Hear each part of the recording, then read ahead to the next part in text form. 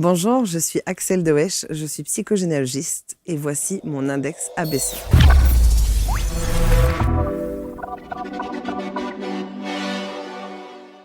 Découvrez les secrets de l'abondance quantique avec le docteur Olivier Madelrieux, coach mental et expert international reconnu pour avoir accompagné plus de 6000 personnes, dont de nombreux champions sportifs, coachs et chefs d'entreprise.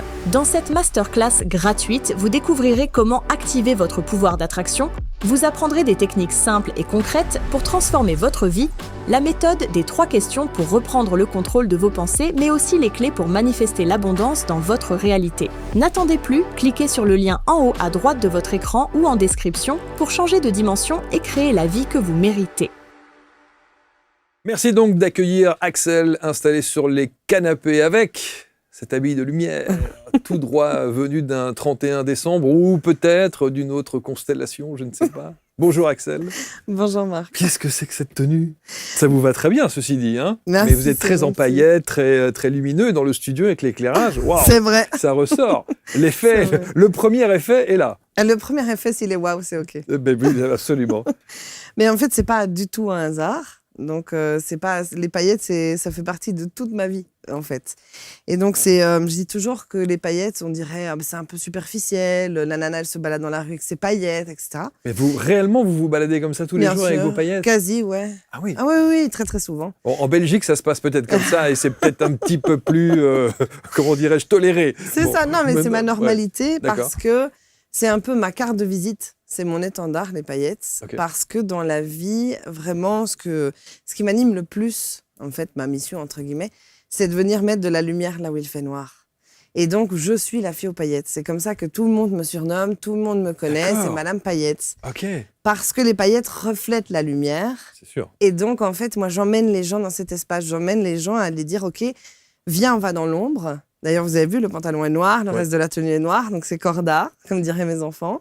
J'emmène les gens dans leurs ombres pour qu'ils aillent trouver la lumière. Et donc, les paillettes, c'est pas juste comme ça pour rire, c'est pas juste pour faire joli du 31 décembre. Non, c'est une marque de fabrique. C'est vraiment une marque de fabrique. Ouais, tout le monde me connaît sous la fille aux paillettes. Extraordinaire, la fille aux paillettes. Voilà, j'en ai partout. Même sur les yeux. Sur les yeux, sur les vêtements, sur le carrelage de ma salle de bain. Ah oui. Ah oui, non, il y en a partout. Ah oui. Voilà. Depuis quand les paillettes sont dans votre vie, alors, pour le coup? Je pense un peu depuis toujours. Ouais. J'ai toujours été quelqu'un qui a aimé les strass, les paillettes, qui brillent, etc. Parce que, justement, il y a toujours eu ce côté lumière. C'est inné depuis toujours. J'ai toujours été attirée par ça. Et donc, c'est vraiment là, à l'intérieur de moi, c'est intrinsèque. Et alors, quand on connaît votre parcours de vie, on se dit que la force de caractère que vous avez dû avoir pour surmonter toutes ces épreuves de vie et faire la femme rayonnante que vous êtes au travers des paillettes que vous proposez et portez. C'est fou quand même. Exact, mais je pense vous auriez pu, ça aurait assombrer. pu mal tourner. Ah, j'aurais pu rester dans l'ombre. Voilà. J'aurais pu rester là dans l'ombre et justement ne pas aller vers cette lumière. Ouais. Et puisque je suis la survivante, alors je ne sais pas si... Si, on va en parler, bien sûr. On va en parler, mais oui, voilà, sûr. Je suis la survivante. Donc, à l'inverse de la mort c'est le noir. La vie, c'est la lumière pour moi. Ouais. Et donc, voilà, je suis la survivante et j'ai décidé de l'incarner vraiment à fond. Et chaque jour, sans exception, je me lève en remerciant d'être en vie. C'est quelque chose que je commence ma journée par ça. Et je me dis, en me réveillant, je pose les pieds par terre et je me dis, j'ai 24 heures. J'ai 24 heures pour aller rayonner, j'ai 24 heures pour aller briller dans le monde, j'ai 24 heures pour vivre, en fait. Voilà. Ça, c'est... Tous les matins, je fais ça. Parce que d'autres dans votre famille n'ont pas eu cette chance. Ah, beaucoup. Et vous êtes une fratrie de 3. Oui. Et vous avez perdu votre sœur. Et mon frère. Et votre frère. Exact. Votre sœur très tôt. Oui. Et votre frère à 19 ans. Oui. Alors, moi, j'avais 19 ans et lui avait 17 ans et demi. 17 ans. Un accident de moto, c'est ça? C'est ça, un accident de moto, oui. Donc, je suis la survivante d'une fratrie de 3 enfants. Il ne reste que moi.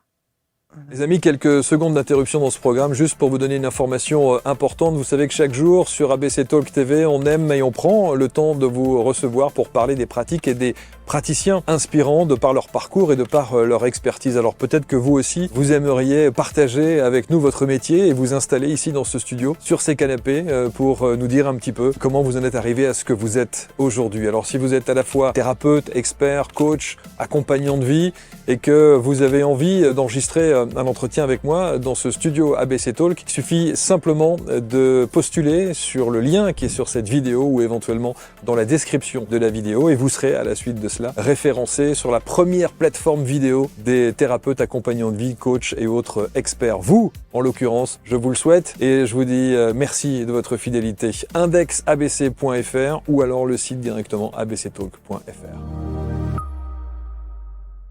Est-ce que vous vous êtes dit, je me dois d'honorer la vie parce que moi, je n'ai pas eu évidemment ce destin-là. Oui.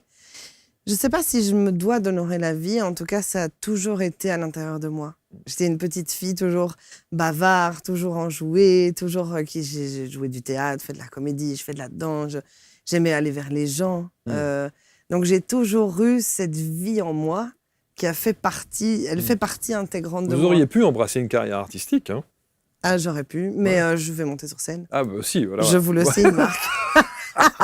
Je vais monter sur scène. Pour l'instant, vous êtes thérapeute. C'est ça, thérapeute et formatrice. Voilà, thérapeute et formatrice, et vous accompagnez évidemment ceux et celles qui en ont besoin. Et on va rentrer dans le vif du sujet, et notamment sur... Ah, j'avais pas vu vos chaussures, elles brillent bien aussi, sûr, comme les paillettes. Même les chaussures sont dorées. Tout ce que touche Axel se transforme en or. Donc, votre problématique n'en est plus une. À partir de maintenant, voilà, vous allez trouver les solutions. Alors, évidemment, les gens se réfèrent à ce que l'on met sur les fiches, les visuels, et bien sûr, et les titres. Quand on tape les petits mots sur les moteurs de recherche. Thérapeute en psychogénéalogie, on va parler également de psychomagie. Ça aussi, il y a une dimension très particulière quand on parle de psychomagie, parce que certains pensent savoir ce que c'est, d'autres s'imaginent qu'on va sortir le lapin blanc d'un chapeau au fin fond, parce qu'il y a le mot magie dedans, alors qu'on n'est pas du tout dans ce registre-là. Psychogénéalogie, comment vous découvrez cet univers-là et cette dimension de l'accompagnement de l'être? Alors, moi, j'ai commencé mon parcours du coup tôt, entre guillemets, puisque j'avais 19 ans, donc quand mon frère est décédé. Et dans ce parcours, mon frère a décidé de donner ses organes. Et donc, du coup, on était obligé de passer par un parcours, on va dire, d'aller voir un psychologue, etc. C'était presque obligatoire dans ce parcours-là. Donc, j'ai été. Et puis, j'ai dit, maman, si tu me ramènes là, on va avoir un problème. Parce qu'en fait, j'ai pas trouvé ce que je cherchais. Et puis, en fait, on était confrontés, pour moi, à l'inacceptable. Ça veut dire que du jour au lendemain, on vous passe un coup de téléphone et votre famille tombe en morceaux. Moi, j'ai vu ma mère tomber par terre. J'ai vu mon père se liquéfier sur place ce jour-là. À l'annonce du décès de mon frère. Et donc, en fait, pour moi, c'était l'inacceptable. Comment, dans la vie, un garçon qui n'a rien fait, qui était d'une bonté incroyable, perd la vie comme ça du jour au lendemain en un claquement de doigts. Ouais, bien sûr. Et toute notre vie bascule, évidemment, parce qu'après le parcours, je peux vous dire que c'est plutôt pour les vivants que c'est difficile, que plutôt pour les morts, c'est pour ceux qui restent que c'est compliqué. Et donc, elle m'a emmenée là, et puis je me suis dit, non, en fait, moi, je veux autre chose. Je veux du sens, je veux quelqu'un qui va aller plus loin. Donc, j'ai commencé toutes les thérapies alternatives qui étaient sur mon chemin. Et j'ai commencé à me former en cohérence somatopsychique. Donc, c'est pas du tout, en fait, de la psychogé. C'est plutôt une technique corporelle, un peu comme la microkiné, voilà. La kinésiologie aussi. Voilà, exactement. Et quand, dans ce parcours-là, en fait, j'ai fait un voyage en Égypte, à Sataï, avec les dauphins, avec ma maman. C'était le rêve de ma maman, qui a peur d'ailleurs de se noyer. Donc, c'était un peu compliqué. C'était un peu antinomique. Tout est contraste hein, chez vous. Hein. Oui, tout est contraste. Hein, on est d'accord. Hein. On est d'accord. Ouais. Et donc, du coup, on a été... Et en fait, c'était un stage en même temps les dauphins, en même temps l'intuition. Et le gars, il me dit, mais comment ça se fait que tu n'as jamais développé ces dons d'intuition? Comment ça se fait que tu n'as jamais... Enfin, qu'est-ce que tu fous dans un bureau? En fait, c'est pas du tout là que tu dois être. Et ça a été un peu le déclencheur et le révélateur où il m'a dit, ben voilà, viens, on forme. Donc, c'est la première formation pro que j'ai fait, j'avais 24 ans. Et après, quand on était en cohérence somatopsychique, je tombais moi toujours sur les ancêtres. Toujours. Et à un moment donné, je me dis, c'est pas possible, moi je vais aller fouiller là. Parce qu'il y a quelque chose que... Il y a un appel. Il y a un appel, il y a quelque chose que je ne comprends pas. Enfin, ça revient. Ouais. Et donc, j'ai tapé psychogénéalogie. j'ai trouvé une dame qui formait, que je remercie beaucoup, c'est ma mentor, c'est Agnès Paoli. Et cette femme m'a énormément inspirée. Et donc, je me suis assise, premier jour en formation, je ne savais pas trop, en fait, et je ne m'étais pas renseignée avant. J'ai dit, OK, on y va, c'est là. Moi, je fais tout avec le ventre, entre guillemets. Et le cœur ? Ouais, vraiment. Ça doit résonner là, ouais, c'est ça. Pas là. La tête, ça, c'est pas trop mon truc, ça va vraiment dans les tripes. Et je suis allée, je me suis dit, waouh, c'est ça. En fait, la réponse, elles étaient là, entre guillemets, dans mon parcours à moi, c'était très marquant. Et la première chose qu'elle m'a expliqué, c'est que j'avais un âge répétitif. Ça veut dire qu'en psychogé, on peut regarder de génération en génération les âges répétitifs. Ça veut dire que mon grand-père, donc le père de ma maman, il est mort à 41 ans dans un accident de voiture. Comme ça, du jour au lendemain, de nouveau, la vie vient vous frapper. Enfin, la mort, du coup, dans la vie. Ma maman, elle avait 17 ans et demi, d'accord, quand c'est arrivé. La génération d'après, quand ma maman a 41 ans, mon frère meurt dans un accident de moto à 17 ans et demi. Et moi, j'aurai 41 ans, bientôt, dans 2 ans. J'ai 38 ans aujourd'hui, 38 et demi. Et mon fils aura 17 ans et demi. Ouais, exactement. Voilà. Ça veut dire qu'il y a 2 solutions quand vous découvrez ça. Soit vous vous dites, je vais enfermer mon fils, en fait, jusqu'à ses 18-19 ans. Ou je coupe. Pardon. Ou je coupe. Oui. Ou j'essaye de trouver quelque chose et une solution. Ou moi, en fait. Parce que si on fait le calcul, c'était à moi de mourir. Puisque c'est un parent, un enfant, un parent, un enfant. Donc, c'était dans mon sort à moi, entre guillemets, dans ma lignée. Et donc, quand on prend compte de ça, s'il n'y avait pas la psychogénéalogie, s'il n'y avait pas cette recherche de transmission, d'héritage, de schémas répétitifs, qu'est-ce que je fais ? Je reste dans le noir. On en revient à la même chose, je me cache. Et donc, en fait, j'ai été comprendre, j'ai été travailler mes lignées, j'ai été dans le profond, j'ai été dans l'ombre, et j'ai été trouver. Travailler ces lignées, ça veut dire quoi ? Sur le côté pratico-pratique, comment vous avez mis en application ce travail-là ? Comment il se fait ? Alors, en application, c'est qu'on va aller décoder ce qui se joue dans les lignées. Ça veut dire que la place dans la fratrie va avoir une importance. Le prénom, derrière chaque prénom, il y a des mémoires transgénérationnelles inscrites. Donc, toutes les Axel ont les mêmes mémoires transgénérationnelles. Tous les Marc ont les mêmes mémoires transgénérationnelles. Okay. Voilà, de base.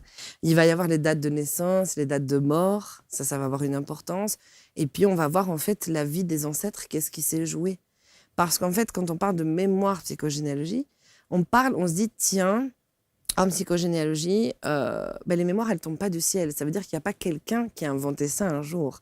Ça veut dire qu'une mémoire, comment elle va se former, on va partir d'un fait historique, d'un fait, en fait, que l'humain vit, d'un trauma. Et quand le trauma est non réglé, ça va créer une mémoire. Et ça va créer une espèce de petit bagage invisible qui va se transmettre de génération en génération. Et qui se répète donc par définition. Exactement, et qui va se répéter. Et donc voilà, et donc moi j'ai décidé de ne pas rester enfermée chez moi. J'ai décidé d'aller briller dans le monde et de soigner ça. Alors pour ça, on utilise les actes de psychomagie. Moi, je suis fan des actes de Jodorowsky et de psychomagie. Ça a été vraiment une révélation pour moi. Et parce que ça correspond aussi à qui je suis. J'aime mettre en scène. Je suis une fille de scène. Donc, voilà. Et les actes de psychomagie, alors, encore une fois, il y en a plusieurs. Chacun y va de son acte, si je puis dire. Mais c'est pas simple à incarner un acte de psychomagie. Hein. C'est pas très simple. Hein. Moi, j'ai entendu des actes de psychomagie où on dit, par exemple, à un homme qui a un problème avec sa lignée, par exemple, on lui dit « Soyez une femme pendant 48 heures. Oui. Habillez-vous en femme pendant 48 heures. Vivez comme une femme pendant 48 heures. » Il faut oser. Il faut oser. Après, je pense que chaque personne va avoir le thérapeute qui lui convient. Ça veut dire que si vous avez besoin de beaucoup de douceur, que ça soit très léger, c'est pas chez moi qu'ils viennent. Oui, c'est ça. Je vous le dis. Donc, on rentre dans le dur. Voilà, c'est ça. Okay. Donc, on va vraiment aller dans... En fait, ce qu'il y a, c'est que comment il va se cristalliser dans le cerveau, c'est pas le trauma en tant que tel. Ça veut dire que si un abandon a été vécu là-haut, d'accord, et que en fait, l'enfant, il était pauvre, il n'avait pas à manger, il était vraiment dans une précarité et dans la souffrance physique de la nourriture, par exemple, et qu'il se retrouve dans une famille, il est abandonné, mais adopté par une famille riche, il commence à avoir l'abondance, etc., l'abandon pourrait être une bonne chose. Ça pourrait être bien vécu alors qu'on est sur un abandon d'enfant. Si on est sur un abandon d'enfant et qu'en fait, de l'autre côté, il est maltraité, par exemple, il tombe dans une mauvaise famille, l'abandon va être traumatique. Donc, l'essentiel du trauma, c'est vraiment l'émotion qui va se cristalliser dans l'inconscient. Et donc, pour moi, mais c'est ma théorie, je n'ai pas dit que c'était l'universel du tout, ma théorie, c'est de dire, OK, pour aller toucher réellement, pour aller au fond du problème, pour aller dans l'ombre et aller creuser, autant aller chercher vraiment l'émotion. Autant aller la vivre aussi intensément qu'elle a pu être. Et donc, c'est vrai que je vais chercher des espaces de guérison assez intéressants. Par exemple Un exemple Un exemple, j'ai déjà mis du cellophane tout autour de quelqu'un pendant un petit temps. Je l'ai serré dans du cellophane pendant un temps jusqu'à quand elle décide que c'était plus OK. Ouais, j'ai déjà fait ça. Donc, autant vous dire qu'elle reste chez elle? Ah non, elle revient, elle re-signe, elle revient, elle va très bien. Si je pouvais la présenter, qu'elle se serait ici. Non, mais pendant que vous avez mis le cellophane. Non, je l'accompagne. Non, je suis avec elle. Ah, vous êtes avec elle. On est dans un espace. On est dans un espace où Sécure. je suis là. Je suis là. Okay. Alors, il y a des actes de psychomagie que je vais donner, que les gens font chez eux, qui vont être évidemment beaucoup plus doux, parce que je ne suis pas là, et donc quand ils seront dans le pic du trauma, c'est différent. C'était quoi son problème pour la mettre dans le cellophane? Son problème, à ce moment-là, parce qu'on peut à elle, entre guillemets, parce que je l'ai déjà fait à plusieurs, c'est qu'elle était entravée, elle ne se donnait pas la possibilité ni de mouvement. D'accord ? Donc, elle avait fait une fibromyalgie, elle avait une problématique de mouvement, et donc elle restait entravée dans cet espace, et en fait, elle ne sortait pas. Et donc, je l'ai remis dans son trauma, dans le sens où quand elle était entravée et complètement dans le cellophane, en fait, elle était concrètement dans la problématique qu'elle vit sans s'en rendre compte. Et oui. Inconsciemment. Voilà. Oui, inconsciemment, bien évidemment. Bien sûr. Et donc, en fait, ça a duré, évidemment, ces minutes-là, je suis là, d'accord ? Et bien, en fait, quand elle s'est retrouvée entravée, elle a pris conscience que c'était ça, sa vie aujourd'hui. Que si, en fait, les gens la voyaient comme elle était réellement, c'est ce qu'elle fait. Et en fait, à un moment donné, elle a explosé, entre guillemets, parce que elle s'est rendue compte de ça et elle a pris la décision que ce serait stop, ça aurait été fini. Et donc, elle a déchiré le cellophane. Évidemment, beaucoup de larmes, etc. Voilà. Comme une libération, quelque part. Une vraie libération et un cri de joie. J'ai vu des gens renaître devant mes yeux, littéralement, moi.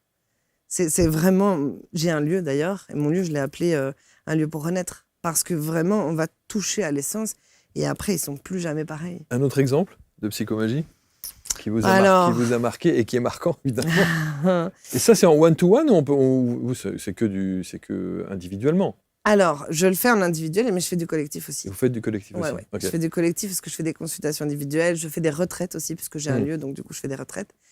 Je traite le syndrome du jumeau perdu. Alors? Donc, j'ai emmené des gens dans des espaces où je recrée le cocon du trauma. Et donc, du coup, dans une visualisation, ils revivent le trauma du jumeau. Et donc, effectivement, j'ai déjà des gens qui après ça, ont dû courir dehors dans la forêt hurler parce que la douleur était telle que c'était pas OK. Oui. Ouais. Mais quand ils reviennent, je peux vous dire qu'ils sont transformés. Vraiment. Je suis toujours étonné, Axel, d'un truc. C'est que je me dis quand même, quand vous avez des résultats comme ça, les psychologues, les psychiatres ou une certaine tranche d'accompagnants, de professionnels de santé aussi, qui refusent en bloc ce genre de truc et qui se disent qu'est-ce que c'est que cette femme qui est arrivée avec son truc des Bee Gees, avec ses paillettes et qui vient mettre les gens sous cellophane. Qu'est-ce que c'est? Non mais c'est sûr que vous allez avoir ça comme réflexion. Bien sûr, et c'est totalement OK. Et c'est OK évidemment avec ça. Comment ces gens, à un moment donné, ne se disent pas moi je vais aller vérifier par moi-même? Ah mais j'en ai. J'ai des psychiatres et des psychologues qui viennent vous voir. Bien sûr, bien évidemment. Parce que je me dis quand même. Bien évidemment. S'il y a une libération comme ça qui peut-être évite d'avoir, je ne sais pas, 2, 3, 4, 10 ans de psychanalyse parfois. Bien sûr.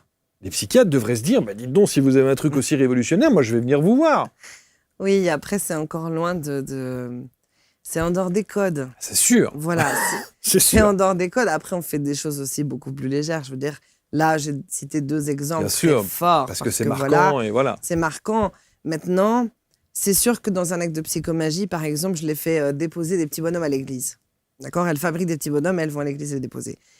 Je leur dis toujours, si vous allez raconter à l'extérieur que vous avez été voir une thérapeute, qu'elle vous a dit de porter un boulet à votre pied, ou un t-shirt où il est marqué « Je suis à ton service, demande », ou qu'elle vous fait porter des petits bonhommes à l'église, ils vont vous dire « Mais t'as été voir une folle !» Mais c'est sûr.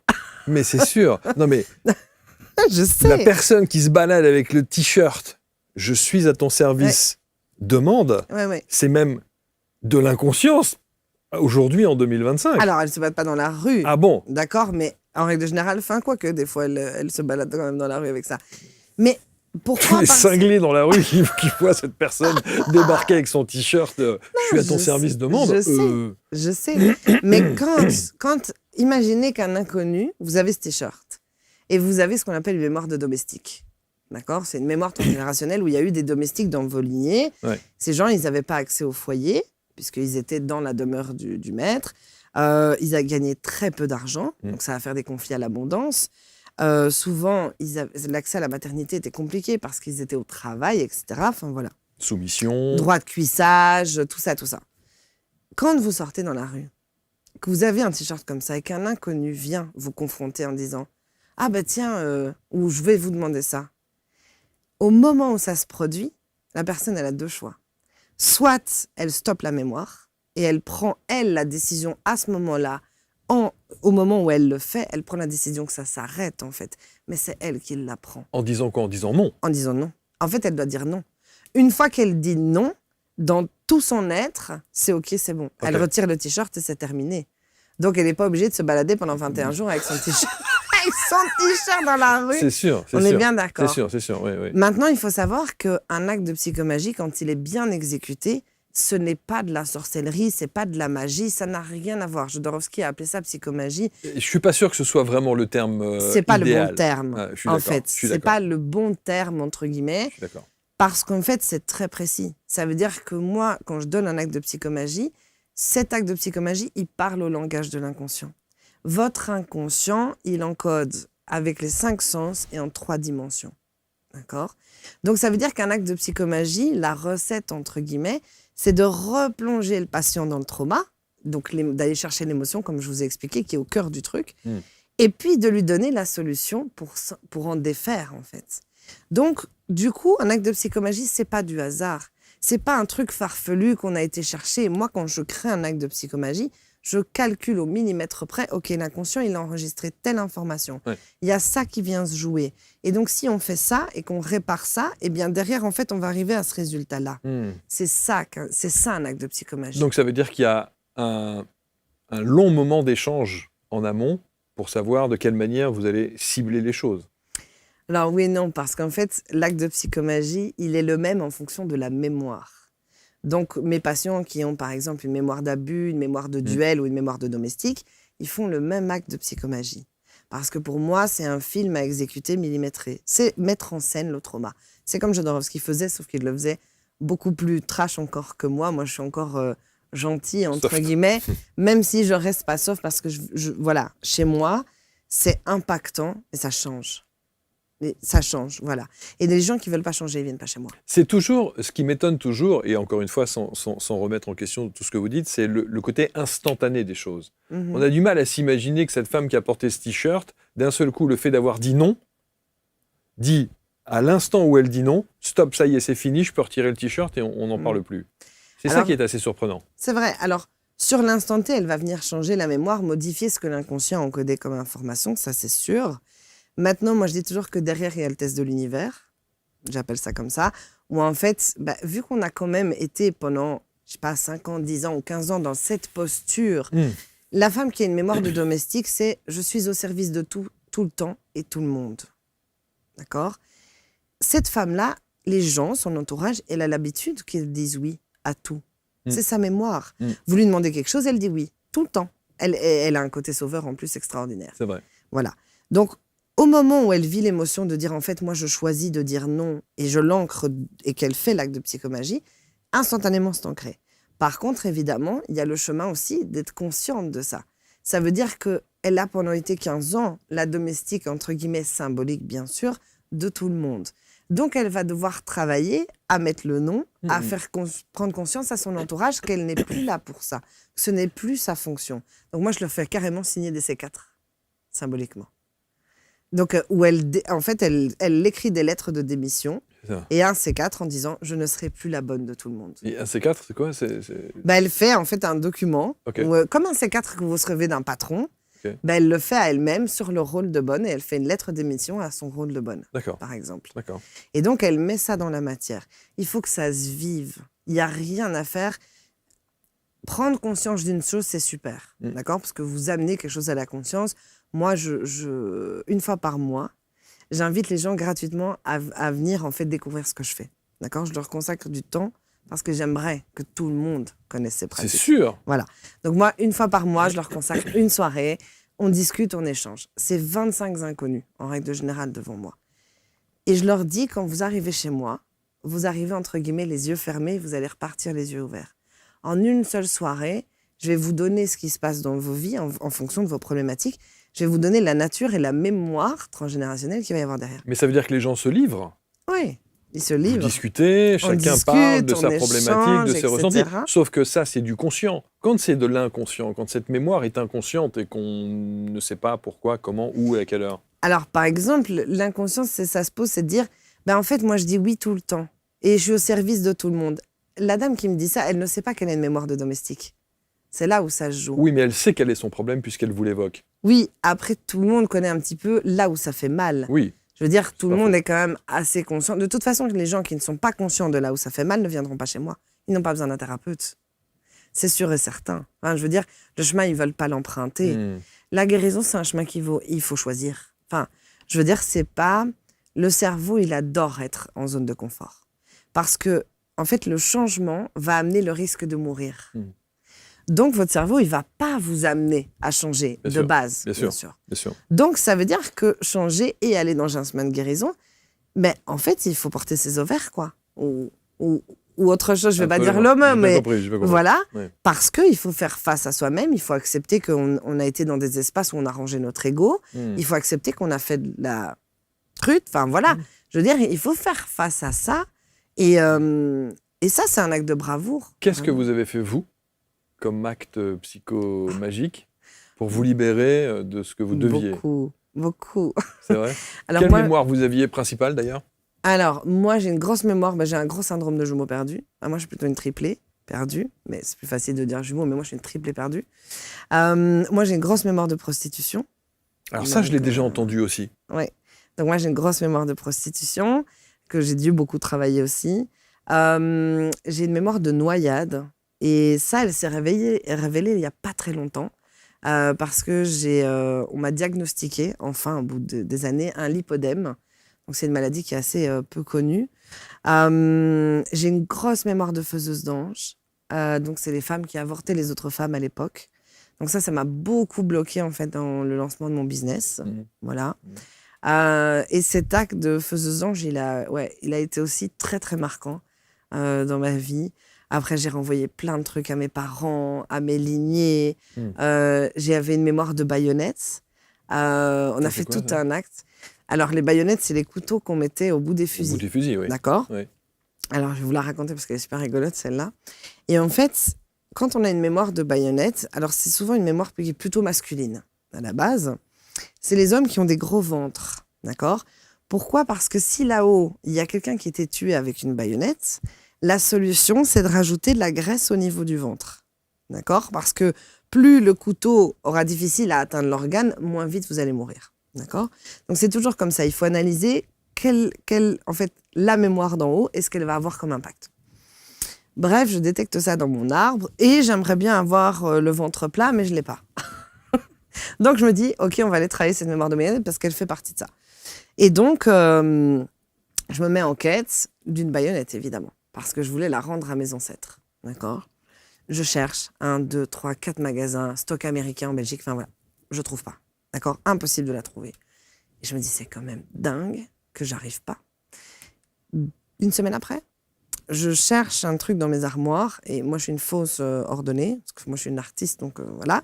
C'est très rangé chez moi, mais n'ouvrez pas les placards. C'est un bordel organisé. C'est ça. C'est ça. Donc, mon bordel organisé, je prends le fond du dressing, où il y a toujours plein de trucs qui est tombé, je tire tout pour le ranger, et là, il y a un truc qui tombe. Mais non. Mais un truc super lourd.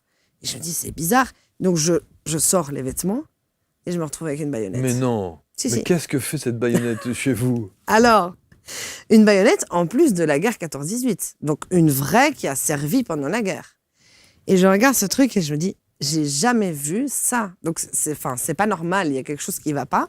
Donc, mon cerveau bug, hein. On va s'avouer, mon cerveau bug pendant quand même un petit temps. Et je téléphone à mon ex-mari et je lui dis, parce que lui, il collectionnait les couteaux. Donc, je me dis, tiens, ça devrait être ça. Et donc, je l'appelle, je lui dis, écoute, ça fait plus d'1 an et demi qu'on est séparés, que normalement, il n'y a plus censé avoir tes affaires dans la maison. Et en fait, je me retrouve avec une baïonnette, mais ça ne peut être qu'à toi. Enfin, c'est pas possible autrement. Et puis, il réfléchit, je lui envoie une photo, il me dit, ah oui, oui. Non, mais je dis, mais en fait, tu vas me la laisser. Je vais m'en occuper. Il m'a dit, oui, pas de problème. Écoute, c'est que ça devait être comme ça. Bon, maintenant, il a l'habitude. Hein. Je pense que ça fait 5 ans qu'on se fréquente. Il a quand même l'habitude, parce qu'on est restés très amis. Et donc, je descends chez mon père. Mon père qui est un grand cartésien, qui est très difficile à croire ce que je fais, etc. Enfin, voilà, il pense toujours que quand les gens crient sur mon terrain, parce qu'il habite pas loin, il croit que j'assassine des gens. Enfin, voilà. On rigole beaucoup. Donc, je descends, je dis, voilà, papa, il y a telle mémoire. Et lui, il a subi une opération. Et en fait, le bistouri, il a subi une opération au niveau du ventre. Le bistouri a recréé un conflit dans son cerveau. Parce que quand il a été traversé au niveau du ventre avec le bistouri, son inconscient s'est dit « on va tous mourir, mémoire de baïonnette ». Donc, il a commencé à avoir des infections. Et en fait, l'infection, les médecins n'expliquaient pas pourquoi ça réagissait. Et donc, je suis allée le voir en disant « ben voilà, en fait, il y a une mémoire de baïonnette ». Donc, il était quand même au courant parce qu'une fois que je lui ai dit qu'il avait une mémoire de baïonnette, il n'a plus eu de problème, ça a cicatrisé. Comme par hasard. Du jour au lendemain. Ouais, c'est ça. Donc, je vais chez lui, je dis, tu te souviens, ta mémoire de baïonnette, en fait, maintenant, j'ai décidé de la traiter, j'ai trouvé une baïonnette dans mon armoire, enfin, je ne sais pas ces détails. Je dis, voilà, maintenant, il faut qu'on la remette à nos ancêtres. Donc, qu'est-ce qu'on fait? Et il me dit, en fait, je vais la prendre. Alors, je me dis, surprise, mon père va faire un acte de psychomagie.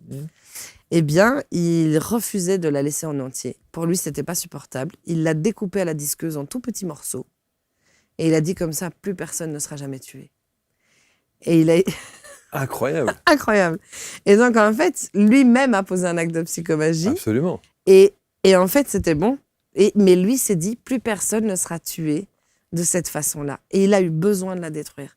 Enfin, moi, je trouve ça incroyable. Incroyable. Ah non, vraiment incroyable. Mes parents... Et ça, c'est un vrai acte de psychomagie, pour le coup, que vous considérez comme un acte de psychomagie. Oui, vraiment. Okay. Oui, vraiment.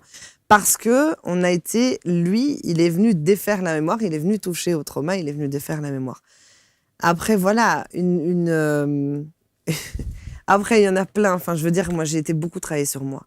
J'estime qu'aujourd'hui, dans la place que j'ai, parce que je suis thérapeute et je suis formatrice, je forme d'autres femmes ou hommes à mettre ces techniques en place. J'ai vraiment cette notion de me dire, si tu n'as pas marché, tu ne peux pas accompagner quelqu'un là où tu n'as pas marché. C'est sûr. Pour moi, c'est sûr. Le thérapeute qui fait quelque chose, mais qu'il ne l'a pas appliqué, c'est hors de question. Je n'enseignerai jamais à un élève où il me dit « Ah non, mais moi, je ne veux pas travailler sur moi. Je ne veux pas faire d'acte. » Ok, en fait, tu ne viens pas chez moi.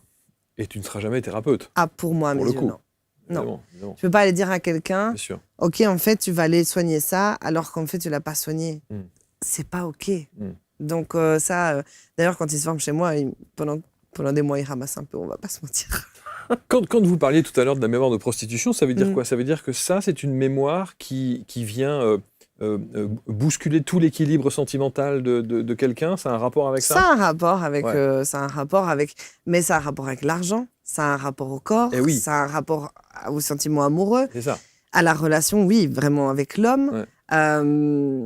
Et c'est très rigolo parce que j'ai une patiente, un jour, je lui dis, voilà, écoute, je décode une mémoire de prostitution dans ton arbre. Et elle me s'offusque, entre guillemets. Elle me dit, non, moi, j'ai pas ça. Ok, moi, quand les gens, ils sont pas prêts, moi, c'est ok pour moi. Mais ça aussi, on devrait trouver un autre mot que ça, peut-être. Ah, fille de joie, si vous voulez. Ouais, peu importe, bon. Okay. Voilà. Et donc? Voilà. Et... elle continue à parler et l'inconscient, il fait 97% du taf dans la vie. C'est médical, ça, c'est pas moi qui l'ai inventé. Donc, il prend le contrôle. 90%. Ouais, il prend le contrôle. Donc, qu'est-ce qu'il fait? À un moment donné, dans la conversation, elle me dit, mais vous savez, moi, mon mari, il voyage beaucoup. Et en fait, tous les dimanches, avant de repartir, il dépose une enveloppe sur la table de nuit de la chambre. Mais elle le dit. Et au moment où elle se rend compte, je lui dis, d'accord, donc il dépose sur la table de nuit de la chambre une enveloppe avec de l'argent. Oui, mais c'est pour les enfants, pour les frais de la semaine. Ça ne te parle pas? C'est ça. Et puis, en fait, là, elle a fait « Ah !» et elle a fait tilt. Et là, elle a compris. Donc, ça peut se mettre dans des exemples différents. Voilà. Comment on stoppe ça? Alors ça, on fait un acte de psychomagie, du coup. Bah oui. Alors, c'est un petit peu différent. Ça dépend un peu parce que derrière la mémoire de prostitution, il y a l'abus aussi. Parce que, voilà. Donc ça, c'est un sujet quand même que beaucoup de femmes portent. Donc déjà, on fait un acte de psychomagie au niveau de l'abus pour le traiter, première chose. On reconnaît ces femmes parce qu'en fait, c'est des femmes qui ont souffert de devoir avoir fait ça. Donc on peut leur écrire une lettre pour pouvoir aller soigner ça. On va travailler sur l'argent aussi. Par exemple, moi, je mettais toujours l'argent dans mon soutien-gorge, tout le temps. Mais en fait, c'est les prostituées qui faisaient ça. Parce qu'à l'époque, elles ne l'enlevaient pas. Exact. Donc, elles mettaient leur argent là. Alors, je ne sais pas si on peut dire des gros mots à la télé, mais moi, mes mots préférés, entre guillemets, alors j'ai un vocabulaire châtié parce que ça choque le cerveau des gens déjà, donc ça m'arrange, mais putain et bordel, tout le temps. C'est mes mots. Enfin, je veux dire, pour moi, c'est naturel. Ouais, bien sûr, bien sûr. Donc, il y a vraiment ça. Alors, les prostituées, à l'époque, on les tatouait d'une fleur de lys, d'accord? On les marquait, en fait, au fer blanc. Donc, moi, je suis tatouée. J'en ai plein, des tatouages, et notamment des fleurs, d'accord? Donc, là, en fait, je suis marquée comme à l'époque. Voilà. Donc, les femmes qui ont des tatouages de fleurs et qui regardent cette émission se diront « Aïe, aïe, aïe !» Oups. Oups, oups. Oups, on ne le sait pas. Du coup, vous les avez pas enlevés? Bien sûr que non, parce qu'ils font partie de mon histoire. Ça veut dire que je vais aller soigner le mauvais côté de la mémoire. Mais par exemple, je serai toujours, entre guillemets, je dirais toujours putain et bordel. Et quand je mets mon argent dans mon soutien-gorge, ça me fait rire aujourd'hui. Vraiment. Par contre, j'irai plus vendre mon corps, entre guillemets, ou avoir cette image de dire je vais me vendre à tout prix. Voilà. C'est un peu ça. Et puis, je dois donner de ma personne. Ça, c'est la phrase du mémoire de prostitution. Je donne de ma personne pour qu'on me reconnaisse. Ou je suis au service d'eux et je dois y donner mon âme. Non, en fait. Mais quelque part, c'est un peu ce que vous faites, là. Non. Le fait de vous mettre en avant, le fait d'être dans la lumière comme ça, le fait d'accompagner, de former, c'est une manière de donner aussi et de donner de votre âme. Alors, je ne donne pas mon âme. Ça, c'est une chose, ça, c'est très différent. Ça veut dire que j'adore accompagner. Mais par contre, je ne guéris pas à la place des gens déjà. C'est une chose très importante. La guérison, c'est un chemin de foi, de choix et de responsabilité. Oui, absolument. Ça, c'est pas OK, en fait. Et donc, je ne donne pas de mon âme. J'accompagne les gens, je les guide dans un espace où moi, je maîtrise des techniques, j'ai un don d'intuition naissance, enfin voilà. Mais je ne donne pas de mon âme. Et imaginons, prenons cet exemple-là, je ne vais pas aller accompagner un client si moi, je ne suis pas en mesure de le faire. D'accord? Donc, je serai toujours alignée juste avec qui je suis et je ne vais pas aller vendre mon âme. Ça veut dire que quand moi, je propose quelque chose, il est aligné, sincère et il me correspond, en fait. C'est tout. Et je suis moi. Et si quelqu'un ne veut pas travailler avec moi ou si, on dit, Axel, ceci, je m'en fiche complètement. Je ne me lève pas pour plaire aux gens. Je me lève parce que c'est ce qui m'habite. Oui, c'est ce qui vous anime et c'est ce que vous avez envie de faire. Après, je pense que c'est un acte... je pense que si chacun, après ça c'est ma version, mais si chacun mettait sa petite graine dans l'océan, entre guillemets, un jour on ferait une plage de sable. Ça veut dire que vous, quand vous êtes assis là dans ce fauteuil, vous permettez à des gens d'ouvrir l'espace, de venir connaître des informations, de peut-être guérir. Peut-être qu'il y a quelqu'un qui se dira « Tiens, moi j'ai une mémoire de prostitution en regardant cette vidéo. » C'est aussi grâce à vous. Donc ça veut dire que vous mettez votre pierre à l'édifice aussi quand vous ouvrez. Et donc, moi, je pense que, petitement, de qui je suis, parce qu'entre guillemets, je ne suis pas grand-chose dans ce grand univers et ce monde, je ne suis qu'une personne, mais la personne que je suis, essaye que le monde soit meilleur demain. Et si chacun faisait ça dans son espace, on irait plus loin. Mais ça, c'est ma façon de voir les choses. Je n'ai pas dit que c'était l'ultime façon de faire. Voilà.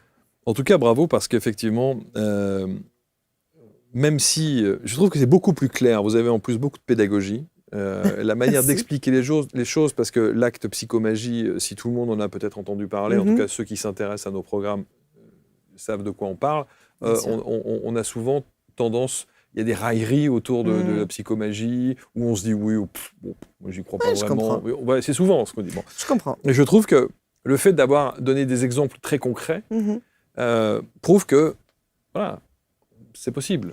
Bien sûr. Et que ça fonctionne. Ah, bien sûr. Et que ça marche. Ah oui, mes patients le savent. Quand moi, je raconte à mes patients l'histoire que moi, j'ai faite, ma mémoire de faiseuse d'ange, quand j'ai fourni mon acte de psychomagie, j'ai fait x8 à mon chiffre d'affaires en moins de 3 mois. Aucun coach business, à l'époque, n'aurait trouvé c'était quoi mon problème. Parce que mon problème, il n'était pas logé dans la stratégie que j'opérais, il n'était pas logé dans ma communication. Alors, tout est améliorable, bien sûr. Bien sûr. Rien n'est parfait. Mais je veux dire, mon problème, il était là. Moi, j'ai des entrepreneuses qui se rendent visibles après ça, qui osent se montrer sur les réseaux sociaux, qui ont des business qui démarrent, alors qu'elles étaient bloquées et cachées dans l'ombre. Moi, je suis passée Enfin, vraiment, il y a eu une visibilité qui s'est ouverte. Enfin, même les réseaux sociaux, aujourd'hui, il y a 12 000 personnes qui me suivent.